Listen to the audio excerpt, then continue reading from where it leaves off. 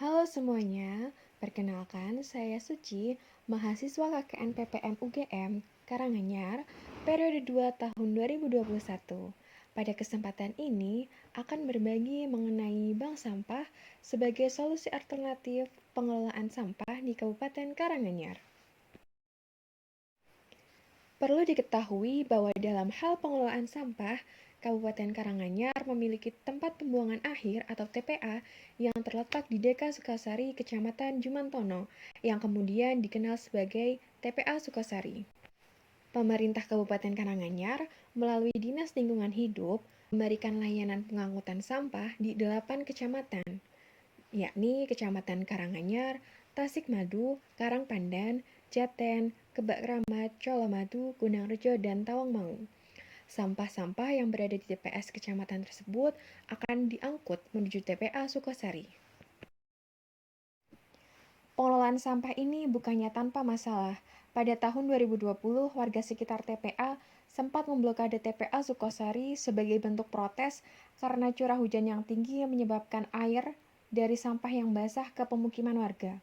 Menyikapi hal ini, DLH kemudian mendorong untuk memaksimalkan program tuntas sampah desa sebagai antisipasi karena TPA dinilai sudah overload. TPA Sukosari sudah overload. Lalu, apa yang dapat dilakukan? DLH mendorong masyarakat untuk memilah dan mengolah sampah. Sampah organik agar diolah menjadi pupuk kompos, dan sampah anorganik dikumpulkan bersama dalam komunitas bank sampah untuk diolah atau dikelola kembali. Lalu, apakah yang dimaksud dengan bank sampah? Bank sampah adalah tempat pemilahan dan pengumpulan sampah yang dapat didaur ulang dan atau diguna ulang yang memiliki nilai ekonomi. Bank sampah memiliki beberapa komponen atau pihak-pihak yang terlibat. Di antaranya ada nasabah, yakni masyarakat, lembaga, institusi yang menghasilkan sampah. Selain itu, terdapat pengelola atau pengurus yang merupakan petugas yang melayani tabungan sampah yang berasal dari masyarakat. Petugas adalah pihak yang bertanggung jawab untuk melakukan kegiatan administrasi dan kegiatan operasional bank sampah seperti penimbangan, pencatatan, dan bekerja sama dengan pengepul maupun kegiatan lainnya. Sedangkan pengepul merupakan orang atau lembaga yang menjadi mitra bank sampah dalam mengelola sampah. Bank sampah memiliki mekanisme atau cara kerjanya tersendiri. Yang pertama, yakni ada pemilahan sampah. Pemilahan sampah ini dilakukan oleh masyarakat atau nasabah di rumah. Pemilahan sampah tergantung pada kesepakatan saat pembentukan bank sampah. Dapat dilakukan dengan memisahkan berdasarkan kategori sampah organik dan anorganik.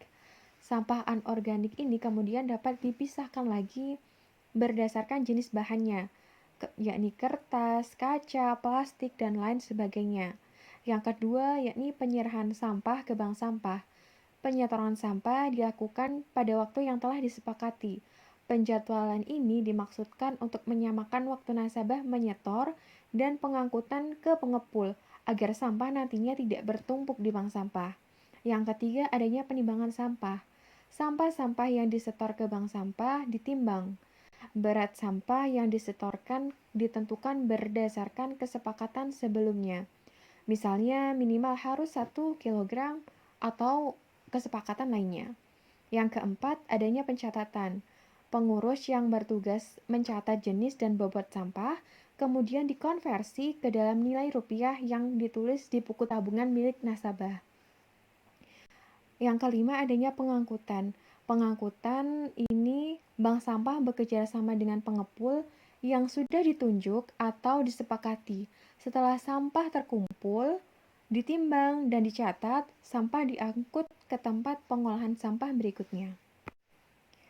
Untuk mempermudah pemahaman, secara sederhana dalam suatu daerah yang terdapat bank sampah ini menjadi tempat pengumpulan sampah. Masyarakat yang telah memilah sampah yang dihasilkan membawa sampah tersebut ke bank sampah untuk dilakukan penimbangan dan pencatatan oleh petugas. Hasil konversi sampah ini ditulis dalam buku tabungan yang menjadi milik nasabah. Sampah yang terkumpul di bank sampah kemudian akan disetorkan atau diambil oleh pengepul yang menjadi mitra bank sampah. Sebelumnya telah disebutkan untuk memilah sampah dari rumah. Mengapa harus demikian? Hal ini dikarenakan sampah yang terpilah sejak awal relatif lebih bersih dan lebih mudah untuk didaur ulang. Sampah yang tidak dipilah akan sulit untuk didaur ulang, menumpuk di tempat pembuangan akhir dan nantinya dapat mencemari lingkungan. Langkah untuk memilah sampah sendiri sangat sederhana. Yang pertama, kita dapat memisahkan sampah kemasan dari isinya dan pilah sesuai dengan jenisnya. Selanjutnya, kita dapat menyediakan dua tempat sampah terpisah di rumah, yaitu satu untuk sampah organik dan satu lagi untuk sampah anorganik. Apabila berkeinginan untuk mendirikan bank sampah, beberapa hal yang perlu dilakukan untuk mendirikan dan mengembangkan bank sampah diantaranya, yang pertama, sosialisasi awal. Sosialisasi awal ini dilakukan untuk memberikan pengenalan dan pengetahuan dasar mengenai bank sampah kepada masyarakat. Yang kedua, yakni pelatihan teknis. Pertemuan lanjutan untuk pemberian penjelasan mengenai standarisasi sistem bank sampah, mekanisme kerja bank sampah, dan keuntungan sistem bank sampah. Standarisasi sistem bank sampah sendiri dapat mencakup beberapa hal, di antaranya sampah yang sudah dipilah dari rumah, sarana pengumpulan sampah, pengurus bank sampah, jadwal pengumpulan yang disepakati, sistem pencatatan, kerjasama dengan pengepul, dan kesepakatan jadwal pengambilan sampah oleh pengepul. Setelah itu, yang ketiga yakni pelaksanaan sistem bank sampah. Ini dilakukan pada hari yang telah disepakati. Pengurus siap menjalankan kegiatan administrasi dan operasional, dan nasabah datang ke bank sampah dengan membawa sampah yang telah dipilah dari rumah. Yang keempat, adanya pemantauan dan evaluasi. Ini berupa pendampingan selama bank sampah berjalan yang dilakukan untuk memecahkan masalah atau tantangan yang mungkin muncul saat penerapan bank sampah. Setiap beberapa waktu juga dilakukan evaluasi untuk pelaksanaan bank sampah yang lebih baik. Yang kelima, yakni pengembangan. Di sini terjadi perluasan fungsi bank sampah yang disesuaikan dengan kebutuhan masyarakat. Dapat berupa adanya unit simpan pinjam, unit usaha sembako, kegiatan charity atau amal, maupun kegiatan lainnya. Teman-teman dapat mencari informasi lebih lanjut dan lebih lengkap pada beberapa referensi berikut. Sekian ilmu yang dapat saya bagikan. Jika ada pertanyaan atau saran, bisa langsung komen di kolom komentar. Terima kasih sudah menonton.